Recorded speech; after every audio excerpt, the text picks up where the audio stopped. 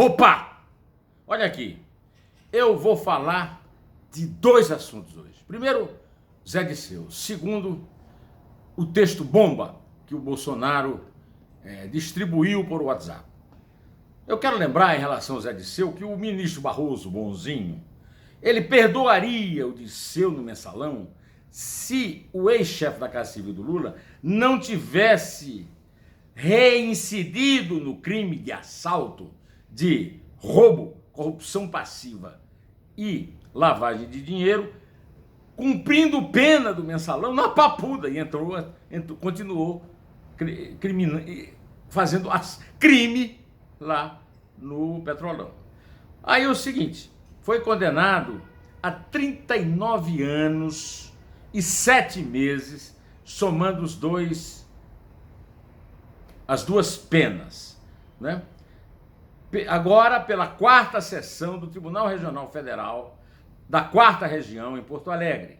Não eram os mesmos juízes da 8ª turma que condenaram o Lula. Eram da 4ª sessão, uma reunião de turmas, e a relatora foi Cláudia Cristina Cristófani. 11 ministros nomeados pela Dilma, 9 pelo Lula, 20 do PT, 5 do Fernando Henrique, que é aliado do PT, 25 somados, 1 do Temer, aliado do PT, 26, e 1 do Itamar, que já morreu. Bom, assim nós temos, e eu queria começar justamente para dizer isso, que o PT está na cadeia.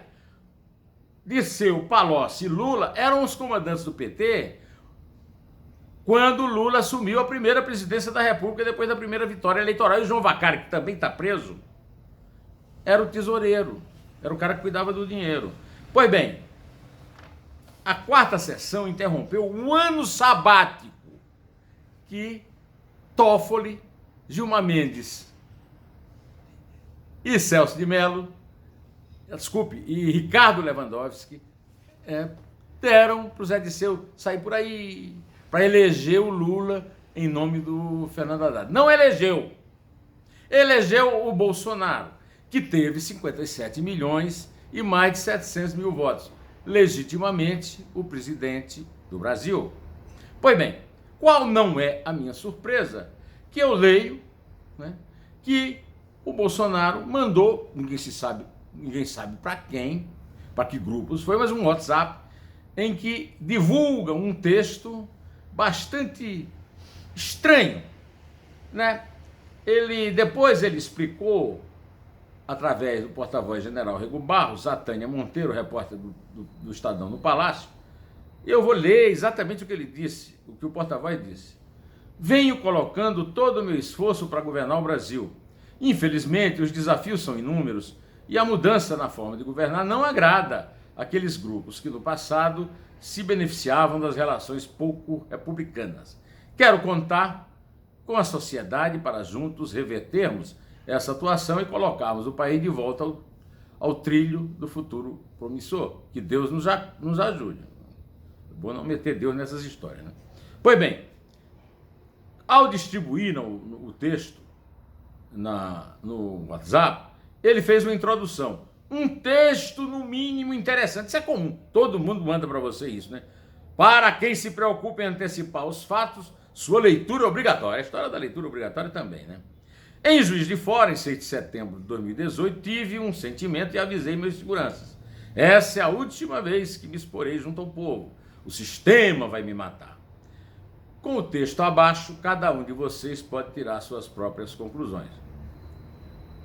Se ele tem esse poder de antecipar as coisas, ele podia usá-lo no governo, na negociação com o Congresso e também na investigação da Polícia Federal sobre o atentado político que ele sofreu e ao qual ele se refere em Juiz de Fora. Até aí, agora, a Polícia Federal não sabe quem é que pagou os advogados do autor do atentado, Adélio Bispo de Oliveira. Ele e o Moro poderiam forçar que a Polícia Federal encerrasse esse inquérito e entregasse quem realmente está pagando esses advogados.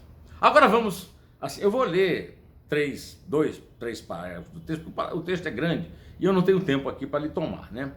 Começa assim: bastaram 5 meses de um governo atípico, entre aspas, sem jeito, com o Congresso e de comunicação amadora para nos mostrar que o Brasil nunca foi e talvez nunca será governado de acordo com o interesse dos eleitores, sejam eles de esquerda ou de direita. Bom, eu chamo a atenção que essa comunicação amadora é um pau no general Santos Cruz para agradar o filho Carlos e o Olavo de Carvalho, né? Bom, aí eu vou, desse início, vou partir agora para a conclusão. Na pior hipótese, ficamos ingovernáveis e os agentes econômicos internos e externos desistem do Brasil. Teremos um orçamento destruído, aumentando o desemprego, a inflação e com calotes generalizados. Perfeitamente plausível, claramente possível. Infelizmente, o diagnóstico racional é, claro, céu. Eu não sei o que é céu. Céu é uma palavra em inglês que quer dizer vender. O mercado tem sold, vendido, agora céu. Ele podia ter usado uma palavra na língua portuguesa. Se não conhece, pede alguém. Bom, em primeiro lugar, plausível é a palavra que o filho, Flávio Bolsonaro, falou a respeito da versão do Fabrício. Talvez fosse melhor ele ter evitado aqui essa palavra, né? Mas não é dele o texto, né? Pelo menos ele disse que não é, né? Bom, essa carta, aliás, não é uma carta, esse texto que ele recomenda aos seus seguidores no WhatsApp, me lembra 1954, a Carta Testamento de Getúlio. Getúlio começa a Carta Testamento dizendo: mais uma vez as forças e os interesses contra o povo coordenaram-se e se desencadeiam sobre mim. Não me acusam, insultam, não me combatem, caluniam e não me dão o direito de defesa. E termina assim: precisam sufocar a minha voz e impedir a minha ação, para que eu não continue a defender, como sempre defendi, o povo e principalmente os humildes. Aí subiu para dormir e deu um tiro. Na verdade é uma carta escrita pelo Simões Neto, que ele distribuiu como se fosse dele, a filha dele, a Alzira, distribuiu depois que ele deu um tiro no peito. Meu sacrifício ficará para sempre em sua alma e meu sangue terá o preço de seu resgate. Né? E aí ele fez a famosíssima frase: serenamente dou o primeiro passo no caminho da eternidade e saio da vida para entrar na história. Getúlio era um suicida vocacional, como está mostrado nos diários que a neta dele publicou na Fundação Getúlio Vargas, a Celina Vargas do Amaral Peixoto Moreira Franco. Pois bem, o Getúlio teve coragem, meteu uma bala e revirou a situação. Ele morreu, mas a direita, que estava golpeando por causa da corrupção na República do Galeão, perdeu o compasso, não deu o golpe que estava pretendendo, né? Bom, agora vamos a 1961, né? 7 anos depois disso, o Jânio Quadros renunciou depois de 9 meses do governo e aconteceu com o Jânio o seguinte, né? Ele foi à casa do presidente do Senado antes de renunciar, né?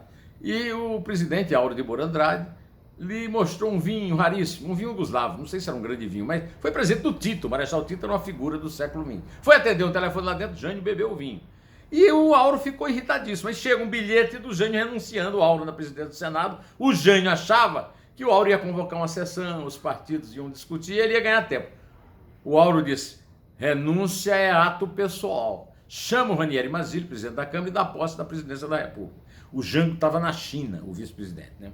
Pois bem, o repórter, quando deu essa notícia, criou uma expressão que é basicamente o que traduz o texto que o Bolsonaro distribuiu: forças ocultas. Na verdade, o Jânio se referiu a forças terríveis. Pois bem, então vamos por partes, como diria Jack o Estripador.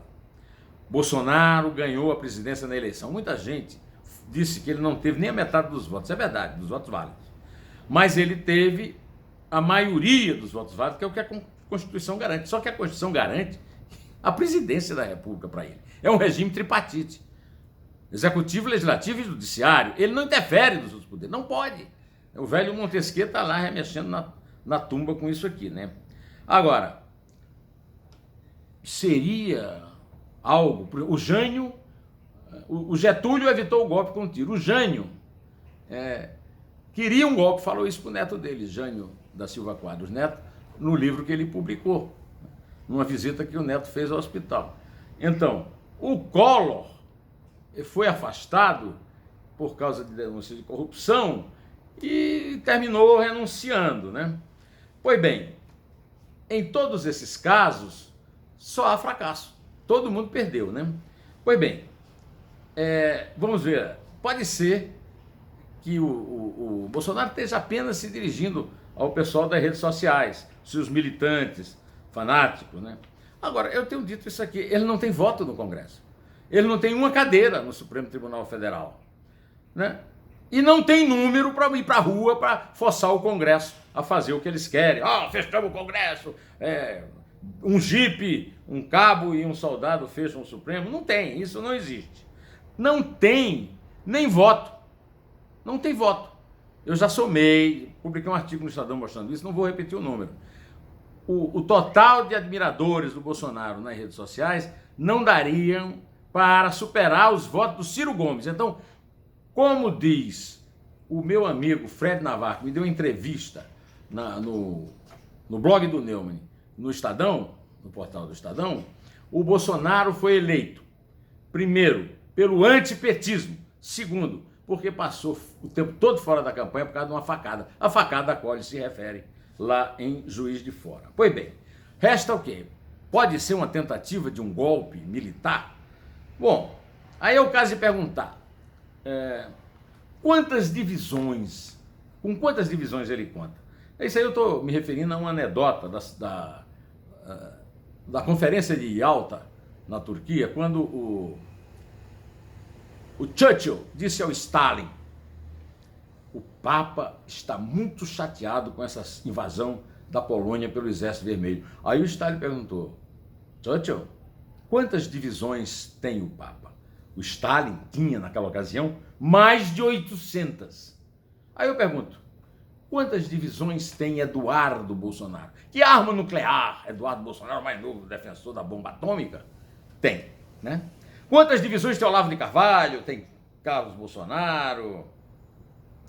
O capitão que só não foi expulso do Exército porque saiu antes, depois que escreveu um texto considerado indisciplinado na Veja, tem quantas divisões para valer? Fala-se muito que existe no substrato militar, no baixo oficialato, um grande apoio a ele. Aí eu lembro 64, quando se dizia que o João Goulart tinha uma operação militar, tinha uma base militar e foi derrubado pelos militares. Eu não estou dizendo que isso vai acontecer, não estou dizendo nem que ele está contando com a possibilidade de um golpe, estou só lembrando os exemplos históricos para tentar esclarecer a situação, tá?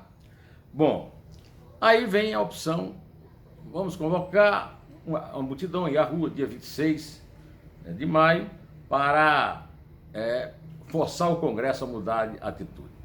Eu estive nas manifestações maravilhosas, incríveis de 2013, para derrubar a Dilma.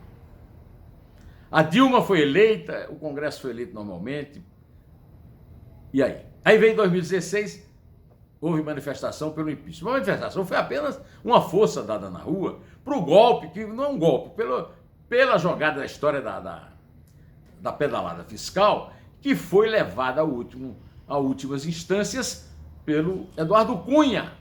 E derrubou a Dilma foi o Congresso, liderado pelo Centrão e pelo Eduardo Cunha. Não foi a manifestação do povo na rua. E eu estou dizendo isso com a autoridade de quem estava na rua, nas manifestações, né?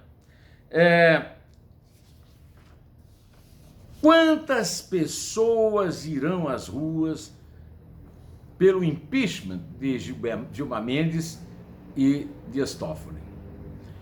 O Eduardo Bolsonaro não apoiou nem o próprio pai, nenhuma iniciativa de qualquer manifestação contra o Supremo. O Flávio Bolsonaro não apoiou a Operação Lava Toga, desculpe, nem muito menos nenhum impeachment. Agora quer que o povo vá para a rua, o povo já está cansado, de saco cheio de ir para a rua, e ele transferiu para o Bolsonaro, no voto, o dever, a tarefa de fazer as coisas direito e de presidir a República numa democracia, numa república democrática. Olha, e por falar em democrática, andar usando aí, vem para a rua, e o movimento Vem para a Rua já disse: olha, nós não temos nada com isso. Nós apoiamos programas Lava Jato, anticrime, anticorrupção, né? Reforma da Previdência. Não apoiamos políticos, partidos, governo nem oposição. O movimento na rua também. E há um exemplo histórico que não recomenda muito. O Collor. Quando apareceu a denúncia do Pedro Collor e o Collor estava lá no chão, aí o Collor teve uma ideia, disse assim: vamos convocar a população para sair na rua com a bandeira do Brasil. Convocou.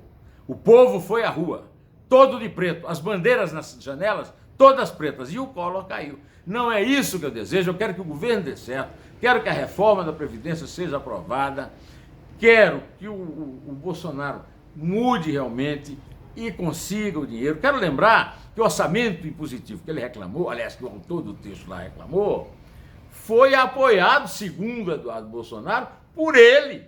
O Eduardo Bolsonaro, que até agora parece que não aprendeu que eles não são mais oposição, lembrou que quando ele e o pai eram oposição, votaram pelo orçamento impositivo. Agora vou reclamar de que eu estou dizendo desde o começo, derrota do governo. Não, foi derrota do Brasil. É o seguinte: o Brasil será derrotado com um desfecho torto dessa história, seja qual for a intenção.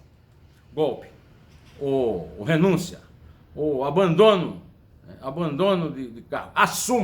Assuma que é presidente de todos os brasileiros e tire o país do buraco. Não interessa se foi um buraco feito pelo PT, se foi porque o trabalhador brasileiro... Até o povo agora é culpado até do desemprego, Bolsonaro. Pelo amor de Deus. Pois é. Então, que Deus nos ajude, ele diz. Não, que Deus ajude o Brasil, Bolsonaro. É isso aí. Eu tô nessa. Deus ajude o Brasil. Direto ao assunto, em pé, e só a verdade nos salvará.